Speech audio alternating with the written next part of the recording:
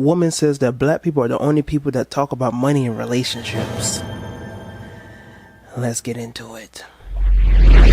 Black people are the only people that talk about money in relationships. It's crazy. Because other cultures just know the man is going to be the caretaker or the provider. Like, other cultures just know that. But when I say it, niggas in the comments like, what the fuck, this lazy bitch, what's she talking about?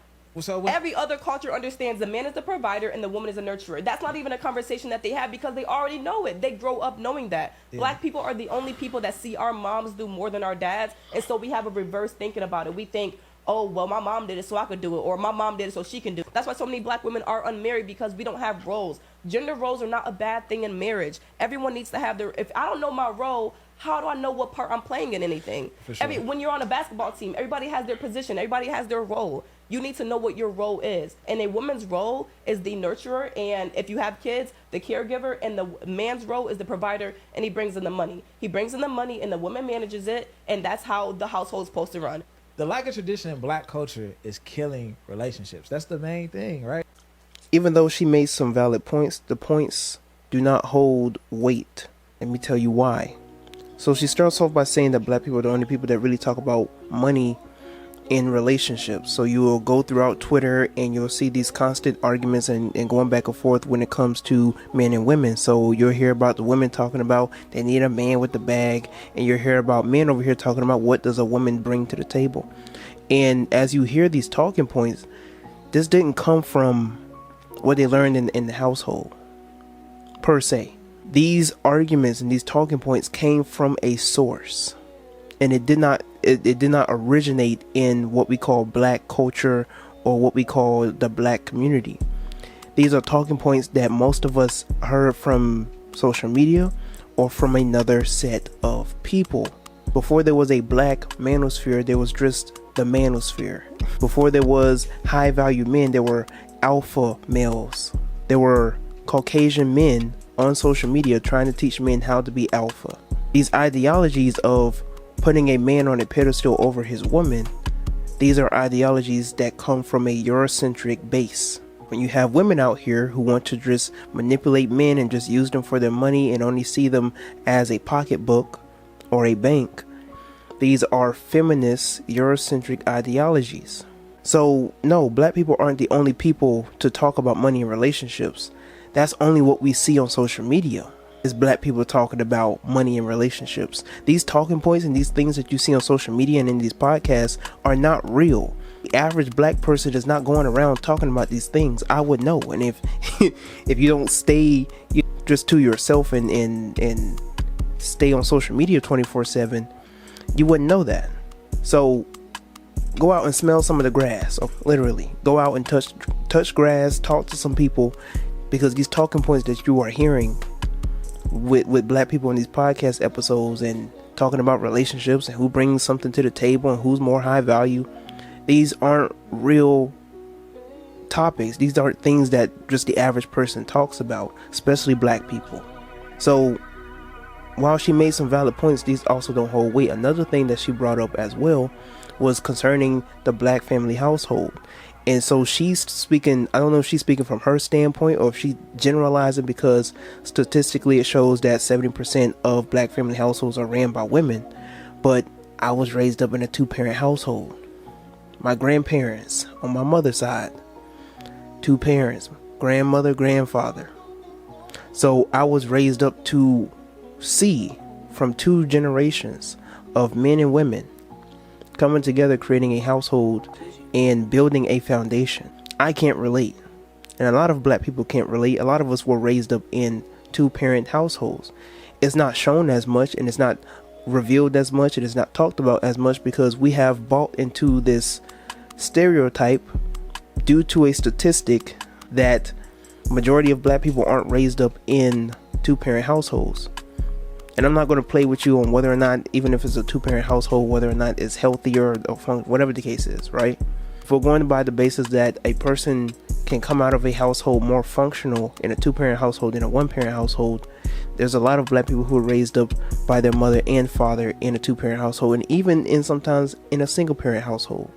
Just because they are in a single-parent household does not mean that they don't have any relation with their father or with the person that isn't in the household. So these are also things that we have to take into consideration as well.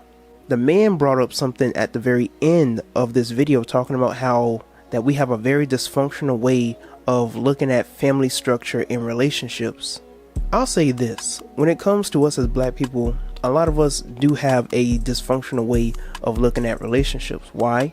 Because a lot of us are so held bound to what we see on social media and what we see on the television screen and on our phone screens that our relationship goals are out of whack. Our relationship goals is Krishan Rock and Blueface.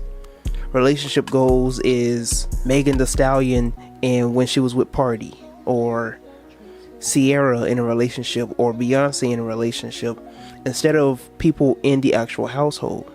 I actually saw a woman not too long ago talk about, on a podcast with, I don't know if it was one of her girls that she knew or whatever the case is, but she asked her girlfriend, name me, how many wives do you know in your family household? Name 3 wives in your family right now.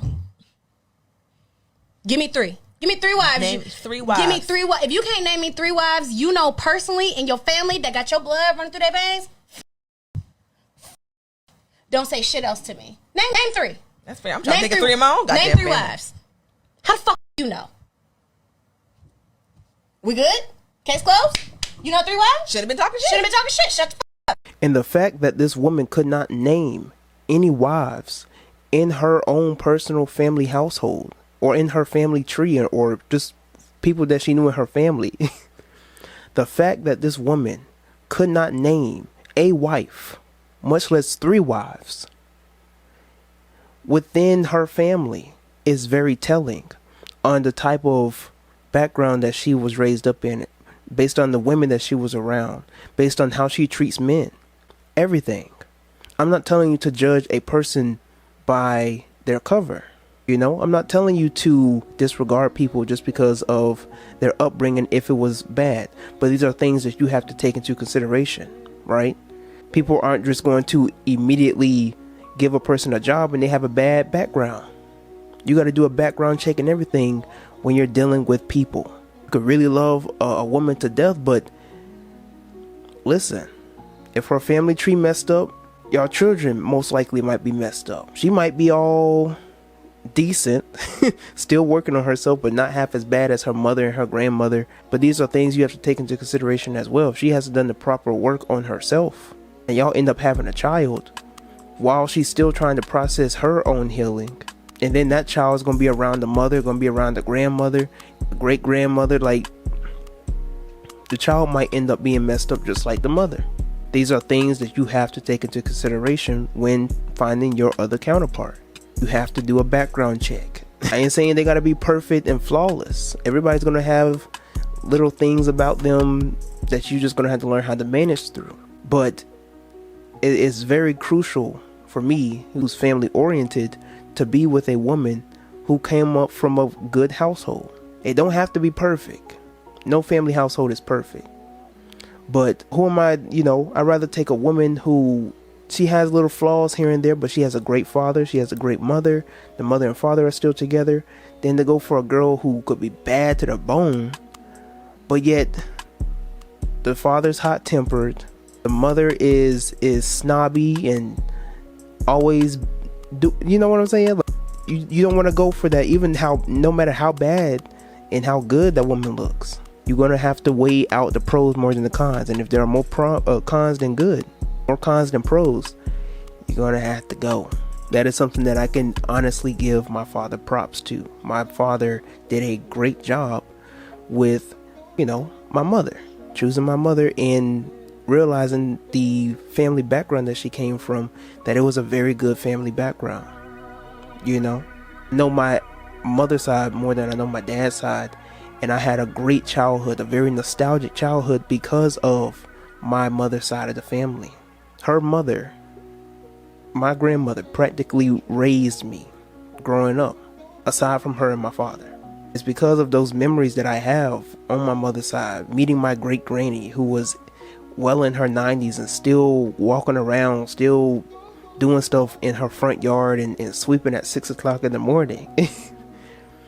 It's because of those memories, because my father chose the right woman. And for me, I want my children to have those same nostalgic memories with the right family. Because when you're with a woman and you go the long way with her and you marry her, you're not just marrying her, you're marrying her family. You have made a contract, a commitment, not only to her, but with her family as well. And when y'all bring children into the world, it's not just your family tree that you are extending, you're extending her family tree as well. But you have to be really considerate of the people within her family, because I truly do believe in the extension of family trees in terms of ancestry. Because my brother, for an example, looks like people before him, people that he never met before, but yet he looks like them. There's certain energies that he carry where my dad be like, he acts just like his mother. He has this one particular trait he has just like my father. You see what I'm saying? There are things that you just have to take in consideration when you're having children, because otherwise your children is going to come out very hot tempered, very chaotic, whatever the case is. You over here wondering like, where did that come from? And then you hear from your wife, oh yeah, like he acting just like my daddy. What? I ain't never met your dad. Yeah, he locked up. I don't know where he could be. You know, he was crazy. You didn't run this by me ever. You know, I know you never wanted to talk about your father, but well, now you know. Kids start growing up. He starts to actually look more like her father than like you. These are things you have to take into consideration. When I came out the womb, I was light bright. My dad is dark. I came out light bright like my grandma. It is what it is. But I'm not telling you to take complexion into consideration. I'm just telling you to take the spirit, you know, the upbringing, the environment, the decency of the family into consideration. If a woman comes from a good family background, a good family household, maybe somebody you want to consider. You know what I'm saying? Sometimes you have to really look at everything in the perspective. But y'all let me know how y'all personally feel about this respectfully in the comments below. I want to know how you personally feel about the basis of this video. Make sure you like the video, share this with a couple of friends or two, and before you go, all right, before you click off, I want you to click that video right there for me real quick. All right, not going to want to miss out on that stuff. All right, till next time, we out. The lack of tradition in black culture is killing relationships. That's the main thing, right? Name 3 wives in your family right now. If you can't name me 3 wives you know personally in your family that got your blood running through their veins,